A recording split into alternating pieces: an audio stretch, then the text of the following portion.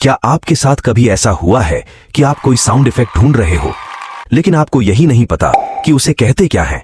हजारों जगह सर्च कर करके परेशान हो गए हो, तो ये वीडियो आपके लिए है। Oh my God!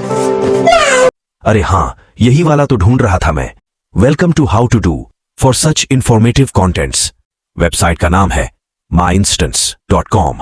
यहां पर हर एक लाल, पीला, हरा, नीला बटन एक साउंड इफेक्ट है, और इसकी सबसे अच्छी बात कि जो भी ट्रेंडिंग साउंड होते हैं वो खुद ही इसमें ऐड हो जाते हैं। ये वेबसाइट बड़ी ही सिंपल और इजी टू यूज है, और आप किसी भी साउंड को इजीली MP3 में डाउनलोड करके उसे यूज कर सकते हो। जाते जाते दबा के जाना अरे ये वाला बटन,